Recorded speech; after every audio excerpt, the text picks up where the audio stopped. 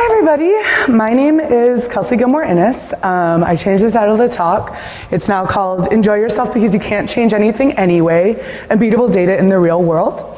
I am the Director of Technology at Sexual Health Innovations. I actually do not do Scala anymore as of 2.5 weeks ago, but I spent the last 3 years writing Scala and putting Scala in production, and a little more on that later, but I recently took a job that's not Scala, and we are working on building a secure reporting system for sexual assault at college campuses, and I encourage you to check out the website because I'm really proud of what we're doing and excited about it. So, as regards to the title change, Enjoy Yourself Because You Can't Change Anything Anyway is a piece by Jenny Holzer. Jenny Holzer is an American conceptual text-based artist. She is famous for a couple different works. One of the big ones and repeated themes in her work is truisms. So she projects and inscribes and creates objects bearing these truisms. And a truism is a saying that is sort of self-evidently true, which I think is it's a really interesting idea because they're very thought-provoking in these different contexts. When you take a self-evidently true fact and put it in a new or unusual context, it can really cause you to reflect on a lot of things, and the ways in which they're not true is really interesting, and I think that's a super relevant idea to immutable data, especially as we use it in Scala. Also, I just like her as an artist, and you know, it's not My Little Pony, needed a theme. Shout out on this to Jen Schiffer and her, what I pronounce it Vaart, but I think it's pronounced Vaart project, which explains programming concepts and introduces people to programming through art and art history. I think it's a really cool project. Everyone should Google it and check it out. I love that it's expanding the horizons of the references we can make in regards to tech and technology. So, yeah.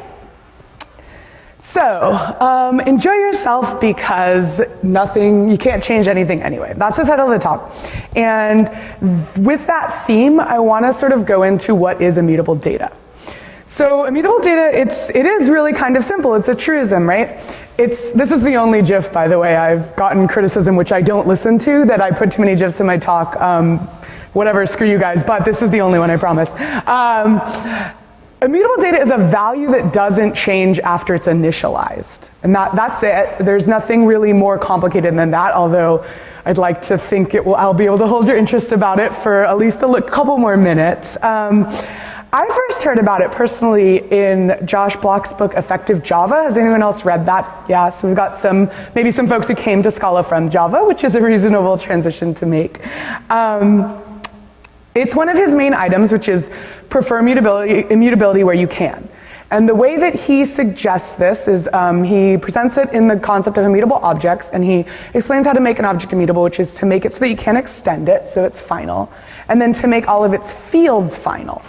And so the way that you can do that in an object-oriented context is that you allow getters for those fields, but you don't create setters. So you initialize them, but then there's no way to change them. And what's interesting is that actually is precisely the implementation that it takes in Scala. We have a syntax for it specifically. You can declare a val, which makes it immutable. But if you go ahead and decompile that into Java code, you'll see it looks just like Josh Bloch's book. There's a getter, but there's no setter, and it's initialized on initialization of the class. So that's pretty cool. So why does he suggest doing this? Why does he say prefer immutability? Well, the main benefit that's touted for immutable data is in regards to thread safety and concurrency. And I'm not going to talk about that. It's a huge benefit. It's actually really important, and it's something that we all have to think about, especially as computers are moving towards the multi-core sort of everywhere world.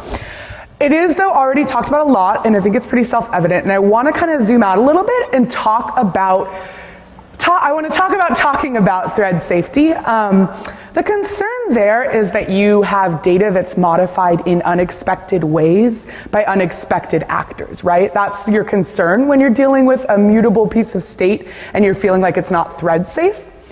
That broad concern, I would argue, applies in a bunch of different contexts, right? Including unexpected actors like yourself writing code 3 months down the line, right? unexpected ways in that you often have to keep a complex mental model of the state and what can change it in order to use immutable data and mutable values correctly. So that's probably going to be the last real mention of thread safety that I talk about here. Another big benefit of immutable data that Josh Block brings up is what he calls failure atomicity. There's a lot of, I know you need unique New York terms in this talk. I should have done my exercises. Failure atomicity. So what that means basically is that with mutable fields, you have invariance, right? You have things in which there can be in an okay state and they can be in a not okay state. And it could be something as simple as, this is an age field, it can't be negative, right? Or it could be much more complicated and depend on many other fields.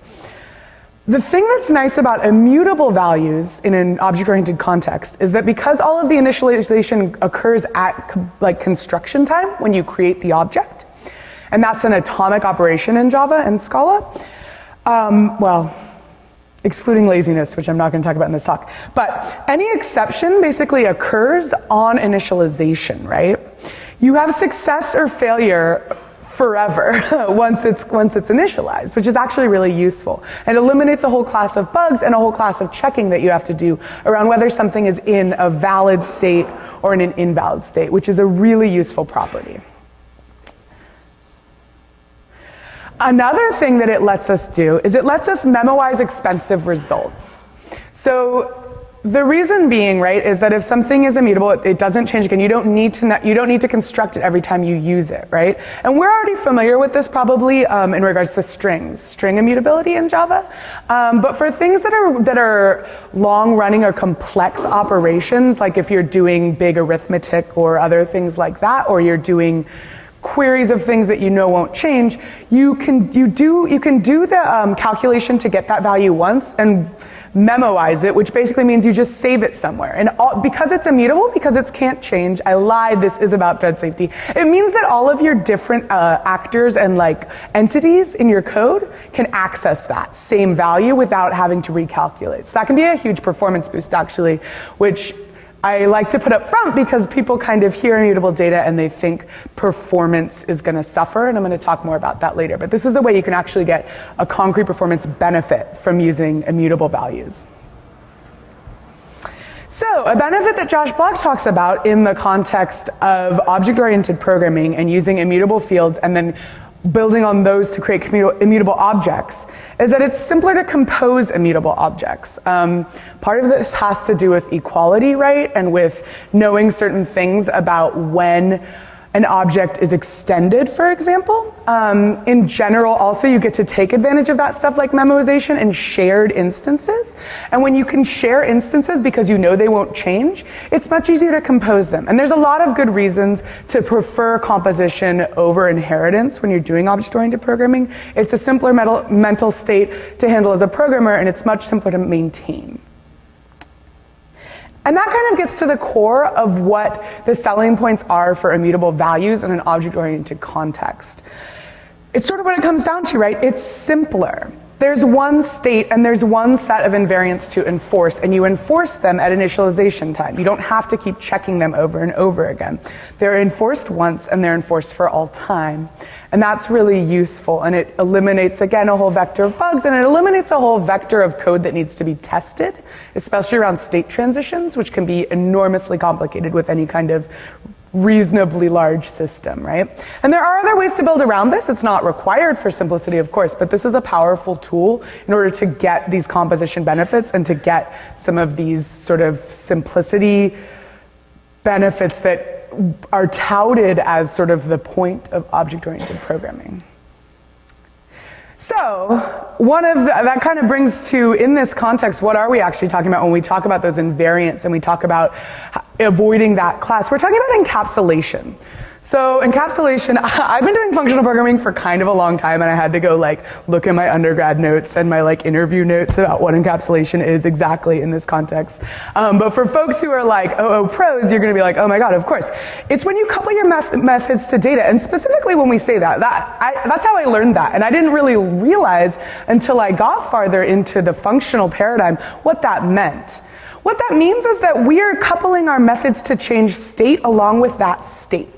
That's what encapsulation means. It's hiding and abstracting away that code that checks invariants and that maintains them, which is really nice when you're a programmer to have that interface, right? It's a form of information hiding. It's a strong one, and it's important. In some ways, you get a lot of that for free if your data enforces those invariants on construction. You have one place to hide the data and one place to encapsulate the state change. So I see some skeptical faces, and I think you guys think I'm making this up, or that you would fail me in your phone screen when you asked me what encapsulation was. But I have ammunition on this one. So, Alan Kay is sort of the father of object-oriented programming. He worked on Smalltalk. He shaped that whole philosophy, right?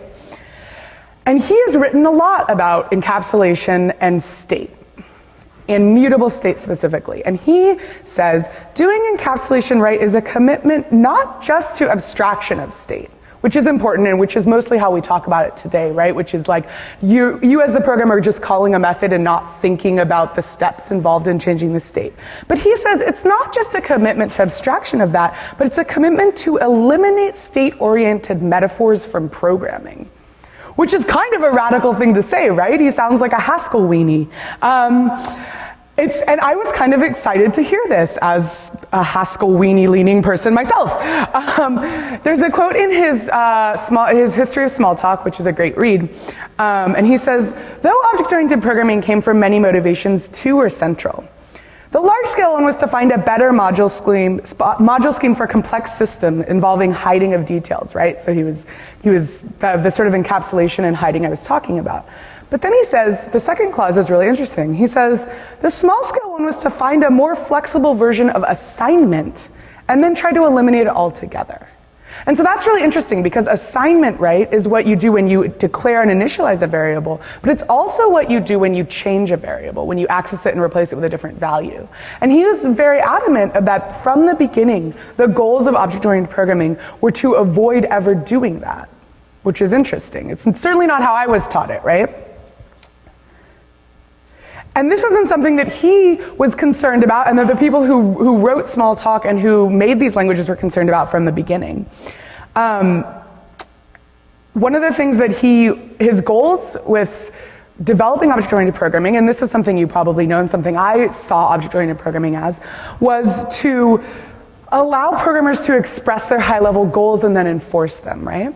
And his view is that assignment statements are really kind of low-level goals. You're talking about memory locations, basically, right? And it kind of goes against the whole concept, which is allowing programmers to not handle those details, right?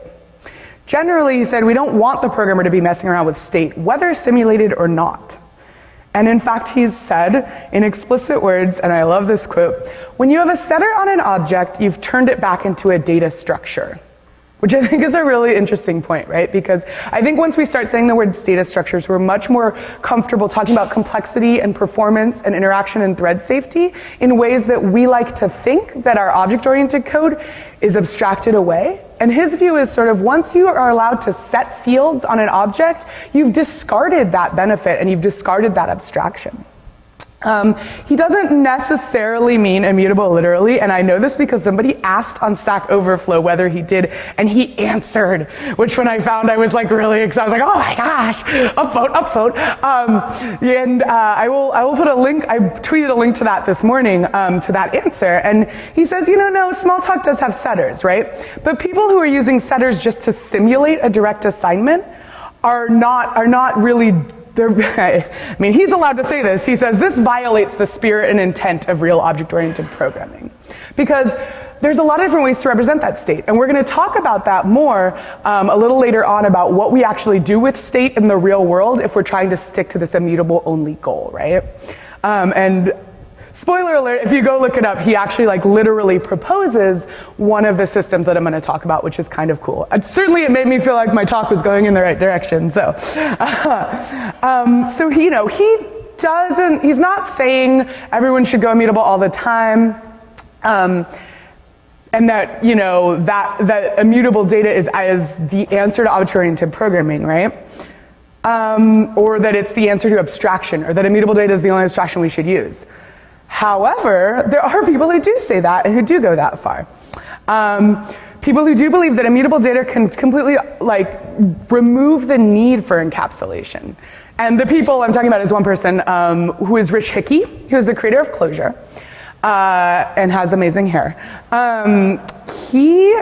There's a really interesting interview where someone asked him that, because Clojure does have, you can get direct access to fields and various data structures and library objects in Clojure.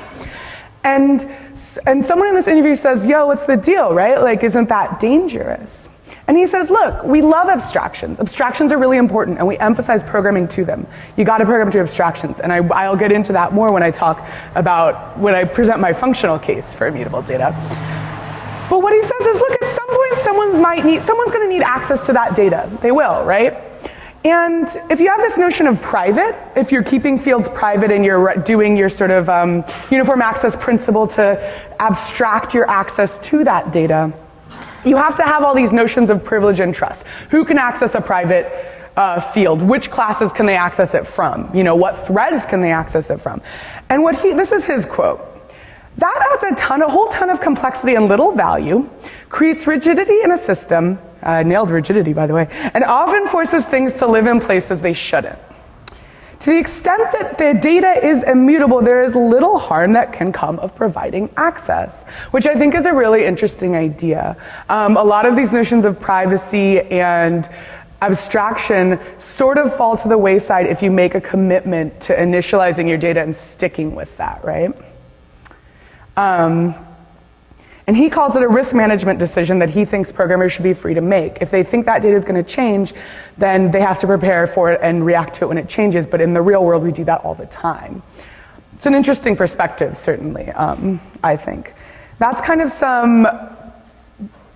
my take on some of the benefits of using immutable fields and immutable objects in object-oriented programming. So far, all in object-oriented programming. So let's switch gears a little bit. Quick read of the room. Who here feels like they're more into OO and Scala? Who feels like they're, all right, yeah, man. I think Scala actually doesn't get enough praise for its object-oriented capabilities. Who here is more of a FP weenie like myself? All right, I see some hands, cool. Okay, so it is a hybrid language despite some folks' rabid denial of that. So I wanted to talk about both perspectives, and I think they actually inform each other really well. So that's sort of stuff about immutable data from an object-oriented perspective, the history, sort of some of the predecessors' approaches to it, and ways that Scala has, like I said, it's taken these object-oriented principles and made them really part of the fabric of the language. So, but feel free to ignore it, as I mostly have as well, and let's talk about functions, right? In a more functional world, right, encapsulation is not a thing. It's almost the opposite of a thing. We separate our functions in our data. We're very clear about that. And the whole sort of mechanism is running our data through functions that we can compose. Let's talk about what immutable data does and what it looks like in that world, since we've seen how it looks like in a world that's got them more tightly coupled. Okay, this is like my favorite image in the history of the internet. I literally have put this in every talk I've ever given. This is by Dwayne Nykamp. It's on, I think, planetmath.org. I think I'm like seriously 2 talks away from getting a tattoo of it. That's a function machine, and you probably remember it from middle school math when you learned the mathematical definition of a function. I don't know why I love it. Some things about a function machine that are important. Every time you put a ball into the top one, you get a square out. Right? That's sort of the definition of a function. You can know, given the same input, you get the same output. An interesting thing about this picture that's very important, and about that fact, is that those boxes are opaque. You cannot see through them, you cannot get into them, right? And that's actually really important. Because if you could, we couldn't guarantee that principle I just said, where when you put the same input in, you get the same output in. Because if things in the internals are changing based on input from the outside world, we don't have that guarantee anymore. And that guarantee actually is really important. And the word that we use for that guarantee is referential transparency. So an expression is said to be referentially transparent if it can be replaced with its value without changing the behavior of a program. So in other words, if we look at this, that means that that whole top mechanism, you could just replace with that square when you're reasoning about your program and thinking about it, and you'd get the same result in your whole program. It's also side effect free, right? Like that's kind of the pure function, the holy grail that we're building with ideally. I find that, okay, so referential transparency as a term was not originally a programming term.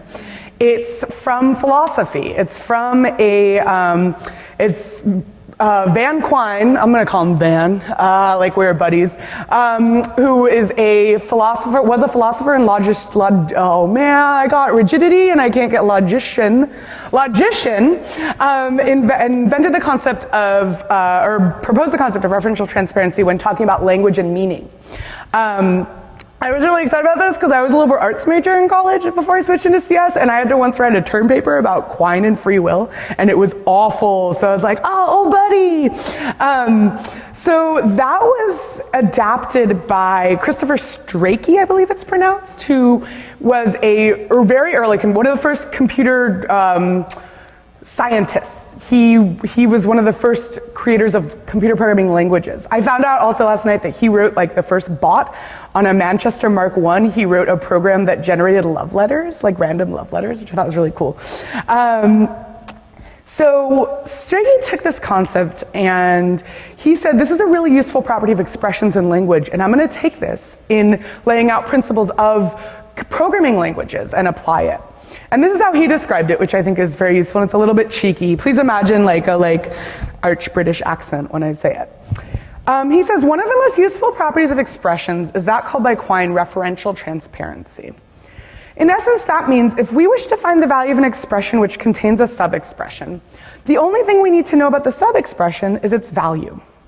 Any other features of the sub-expression, such as its internal structure, the number and nature of its components, the order in which they are evaluated, or the color of ink in which they are written, are irrelevant to the value of the main expression. And so that's the formal original definition, that's the OG definition of referential transparency in programming.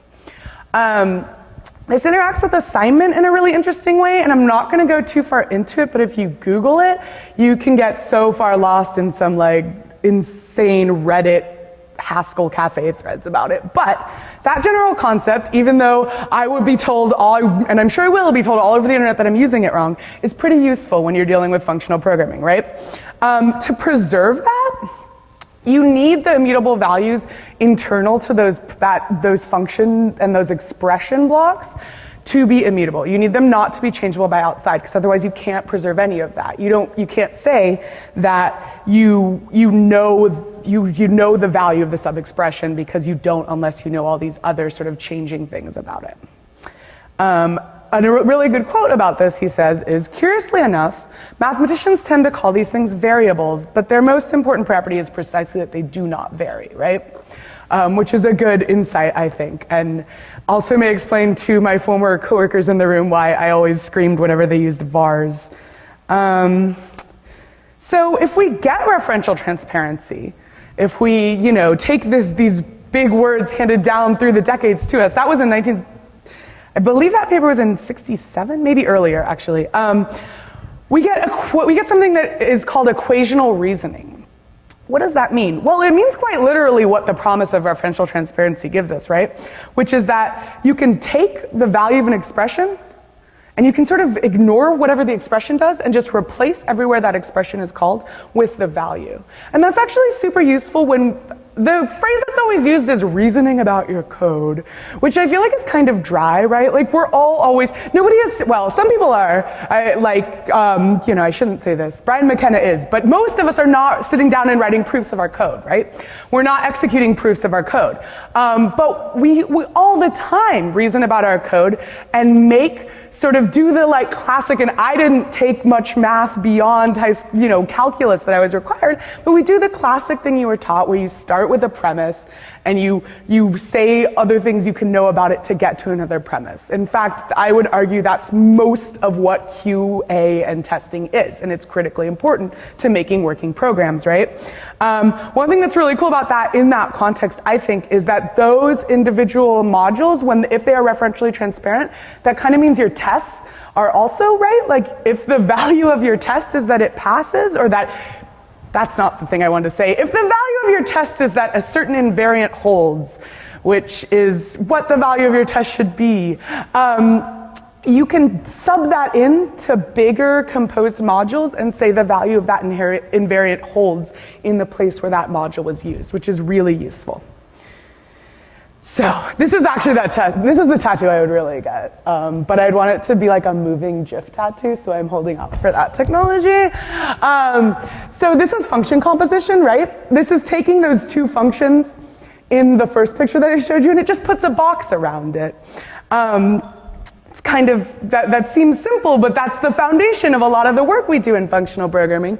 And one of the things I wanted to point out with putting this up here, right, is that we also need the things we pass in to be immutable to the whole thing. And the reason why that is that even if G and F, the individual boxes, are fully opaque and we can't get in there and we can't change their internal variables, if that ball in the middle of the function can be changed via outside processes into a triangle, we don't have that invariant that we're going to get a square back, right? Is that restating what I just said? Maybe so. But the reason why I bring it up is to sort of bring us into the next part of my talk, because in functional programming, we're not usually operating with sweet, like awesome gradient balls turning into gradient polygons or whatever. We're operating on collections of data. That's kind of the whole thing we do, right? We glue functions together and we run them over collections of data. We need those collections of data to be immutable to get all those benefits of referential transparency. Otherwise, we kind of throw it out the window. Functions operate on data structures. So the other thing we need in functional programming, or the thing that we can get out of this concept that the talk is about, is immutable collections of data. So what does that mean? Data structures that don't change. It doesn't mean that they don't have an append method, right? It doesn't mean that you can't add something to an immutable data structure. But what it means is that the data structure you get back when you call one of those methods is a new one. It's not the old one. So if someone else was using your list, if you had two parts of your program using your list, and one part calls append on that list, the original part is still using the old list. We call that persistent. It's a little confusing because I don't like using that word because I feel like it brings up complications with the idea of persisting to disk, which is not what this means. What we mean by persistent is that we always preserve the previous version of itself when it's modified. One very naive way to do this is a deep clone, right? So you want to add something to a list, you create a new data structure and you deep copy each item into it. That's expensive. A slightly less naive approach is something called copy on write. It's actually pretty common. It's something we do in databases a lot, which is to say, if you say you're going to make a copy of this list, we don't actually make the copy until you need to make a change. Because until you write something new to it, you can use that same data, right? That's still really expensive, especially if you're doing anything useful, right? We write to data structures, that's why they're there. So the way that we get around that to make immutable data structures remotely usable in the real world is called structural sharing, or one of the ways. It's called structural sharing. And what does that mean? Well, that copy on write concept, right, is still valid. You're saying like, hey, I didn't change this list yet, so like you don't need to make a new one. We can actually break that down and say that about individual members of the list, right? If you only need to change one item of the list, if your items are immutable, you can share the ones that haven't changed yet. And that's probably best illustrated with a slide. So this is like a really simple linked list example, right? This is my first linked list. It has 6, 7, and 3 in it. I want to like constant another number to it. I want to add another number to the front of it. In a mutable world, you would just do that and you would change x's, but we want to keep both, right? We want whoever's using x's to still get 6, 7, 3. We want a new list that says 8, 6, 7, 3 that shares as much as possible to conserve space. So how do we do that? Well, we just add a pointer, right? So we've got these references here, and we take our new item and we just put a reference onto the old list. This works pretty well, especially if you're constantly appending to the front of a list in like a stack type operation, right? And this is in fact how list is, I believe, immutable list is implemented in Scala, which is why you should go find replace every instance of it because you meant vector. But I'll get to that in a second. This works pretty well, but what if we wanted to add one deeper on? We wanted it to be 86753. Well, that's a little trickier, right? And what you have to do with a list is copy everything until you get to the point of change, add your new one, and then add a pointer on there, right? Because if you try to do it if you try to do these two operations in the other direction, Z would change. So does that make sense to folks about you can only do that sharing for things going on the front of a linked list? So that's actually, it can be useful. Again, stacks, we use them all the time, and this is totally legit thing to do for an immutable stack. However, we also like random access and random insertion with like reasonably performant characteristics both in time and memory, right? Oh, I skipped ahead. Sorry, one thing I did want to mention about this that's good to know, right, is this in theory opens up possibilities with garbage collection, right?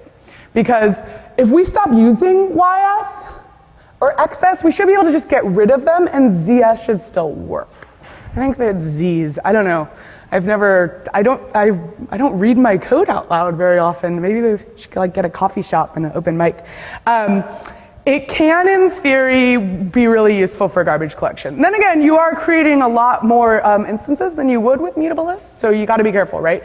You can easily flood the garbage collector if you're creating a lot of things and discarding them, or you can just run out of memory before the garbage collector gets a chance. So, also because Scala doesn't enforce these variants on like a programming language level, there are limits to what the garbage collector can do, but that's another talk. Okay, so that was a linked list, right? Good for a limited sort of set of operations. We can also do this with a tree. So this is a balanced binary tree. Well, you'll have to trust me, it's balanced. It's balanced if you're using the Roman alphabet, right? If we want to insert something in here, we actually can take the same approach, right? Where we copy until we get to the point we want to insert, we insert and then we just leave all the rest of the pointers. And because this is a binary tree, we can keep all the nodes that we don't actually want to change. That's also hard to say in words, but maybe easier with a picture, right? So we wanted to put E in there, which needs to come before F, right? What we can do is we can say we're going to keep copying, we're going to copy the root node, including its pointers. Then which branch do we need to change? Well, the G branch needs to change. We copy the G node with its pointers, which needs to change, and we go down the list. You can do this with update, you could do this with deletion, you do the same thing. You copy the nodes that you are on the branch you know will change, and you make the single change. This is better than the linked list, right? This is cheaper than the linked list. The cost here of replacement, both in size and in time, is the depth of the tree. There's a degenerate case, right? Which is if you don't balance your tree. The degenerate case is as long as the list. If you just have everything on one side, and then if you need to copy, you have to do the same. It's the same as a linked list, so you have to rebalance. That said, this is a reasonable way to do it, especially if you add, you make it red-black or whatever. Another bit of college I blacked out, but you can make this work, and there are structures that do this. Not everything is sorted though, and you might need better search perf than this, right? Like this doesn't offer what we really want from arrays, which is random access and random update in constant-ish time, and I'll get to what I'm getting at, but basically constant time. So what do we need instead? A tree is not gonna work for that. So instead, we'll use a tree. Okay. When I say tree the second time, I mean TRIE, which was named by Ed Fredkin, who has to be the worst example of naming being hardest in computer science. It's short for retrieval. I'm gonna call it try, whatever I say GIF, I don't care. I'm gonna say try just because I'm speaking out loud to you and you need to know which one I'm referring to. What is a try? A try is designed for associative arrays, right? It's when you have a key and a value. And instead of choosing a branch based on what we know about the value we're searching for, we choose a branch based on some chunk of the key we're searching for. So here's an example with words, right? And it's important to note this isn't binary, right? You can have arbitrary number of branches. It avoids some collisions you might have in a hash table. So in some cases, and depending on the shape of your data, as always, it's more performant than a hash table. It also allows us to use this structural copying trick that I showed you with the tree, which is pretty useful and interesting. So we got this here by sort of splitting up the key. And so do people see what's happening here? Like we want to find the value that belongs to the key 10 here, because it's a string key with an integer value. And so we start at the root node and we say, well, it starts with a T, go down the T branch. What's the next letter? E, go down the E branch, etc. I feel like this is also like every interview question of all time involves making one of these. I never realized on a phone screen that I was saying tree with an IE the whole time. So that's actually pretty cool in that it opens up the door to do this structural copying thing. It's even cooler, as I'll get to in a second. So kind of presents a little bit of the same problem with the binary tree I showed you, or the balanced tree I showed you, which is just like, well, not everything's an associative array, right? Like we don't always need a dictionary. I didn't really answer your question about the array.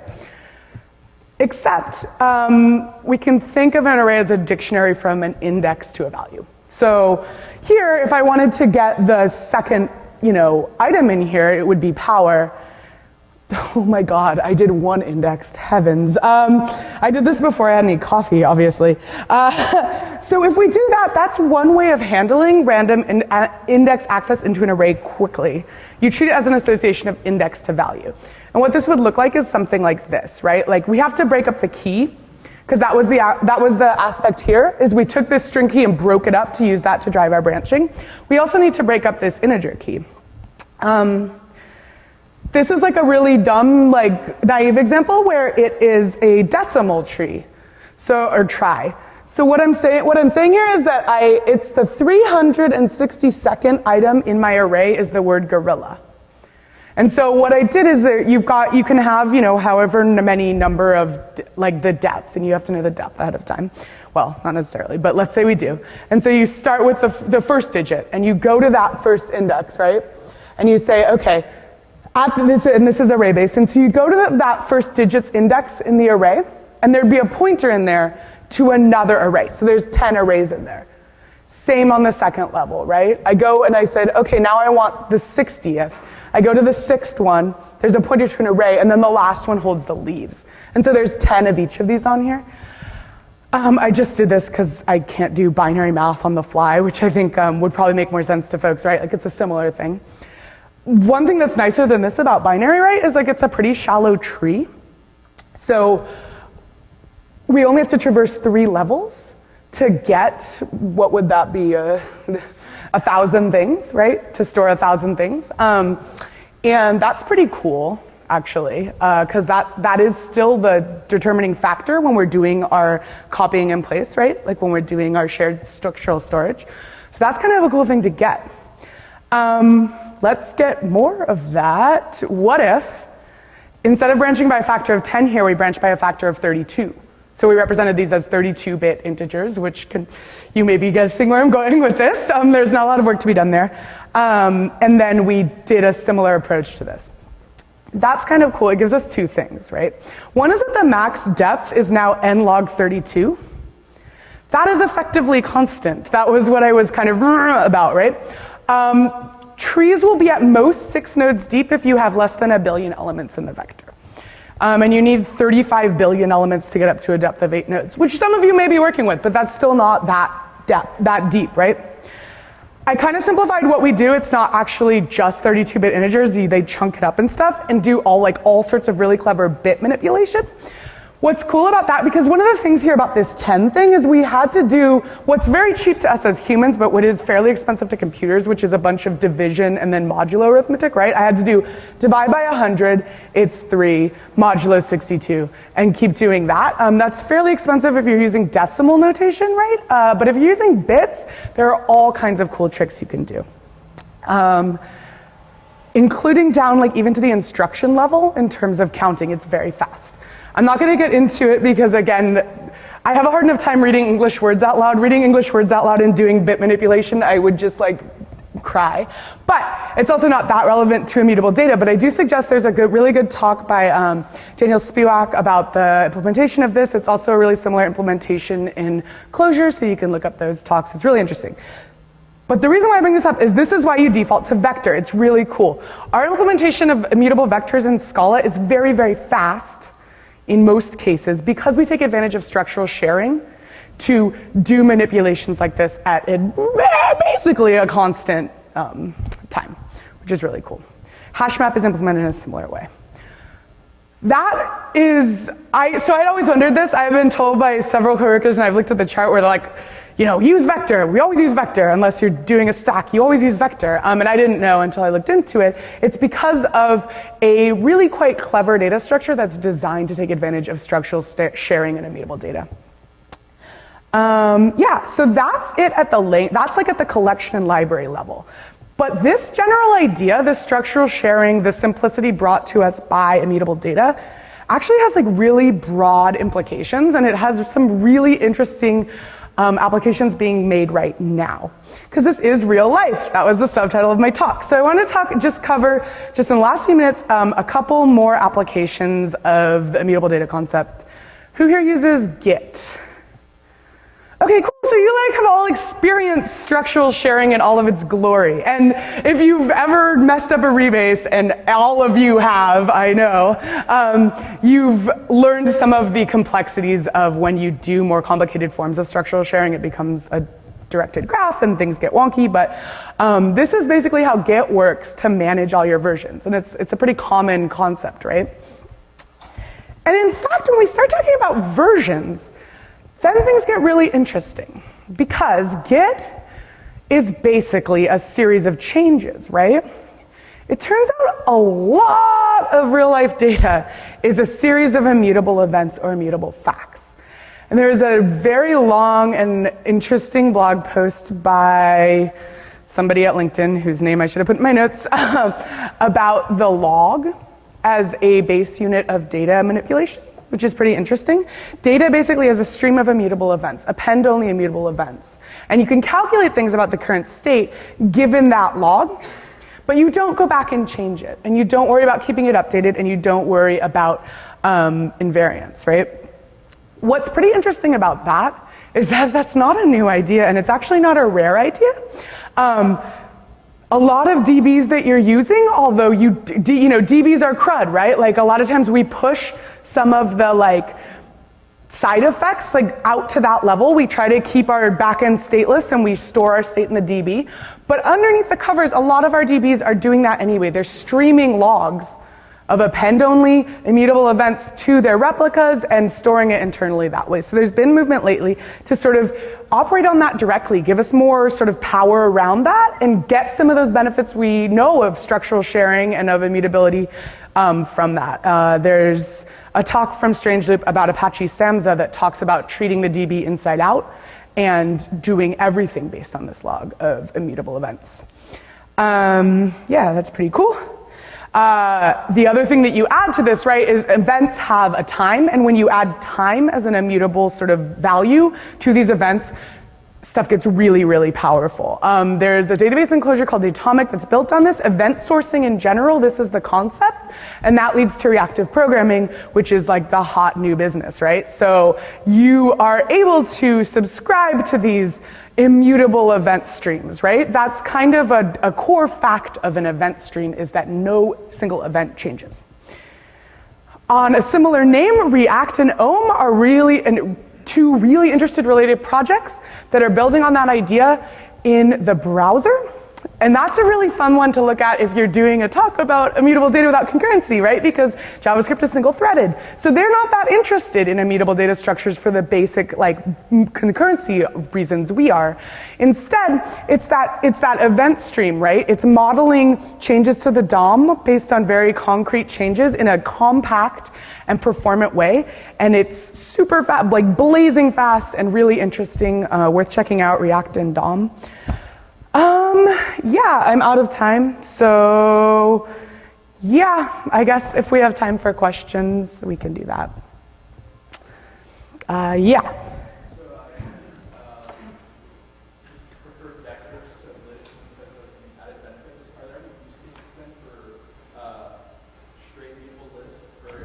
I mean, mutability is going to be faster, and mutability is going to save a lot of memory and garbage collection time at the expense of increasing complexity into your system, programming-wise. So, yeah, I should have put that in. I mean, this talk is like rah, immutable data, but like to be honest, if you're operating under high performance concerns, you're going to want to go mutable, and that's going to be the time you turn to that. But try a vector first, in the spirit of avoiding premature optimization. So, yeah.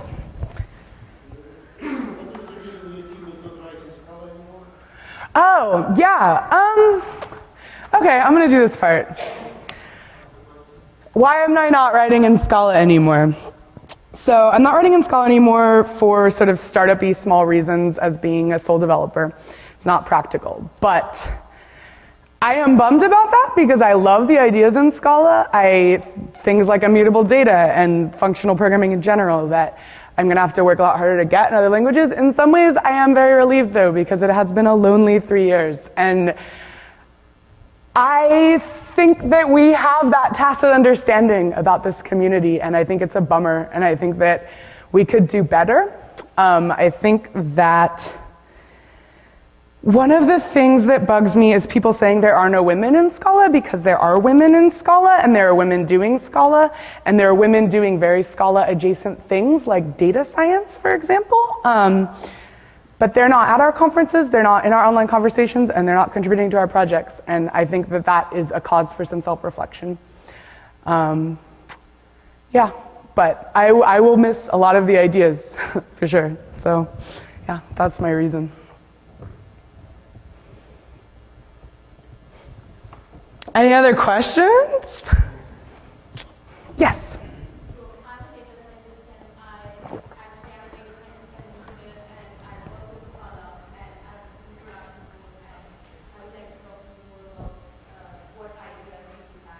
Sure. Yeah, I'd be happy to. And it's like the end, it's break time, so I will be up here, and please come talk to me. Anybody who would like to, I'm happy to.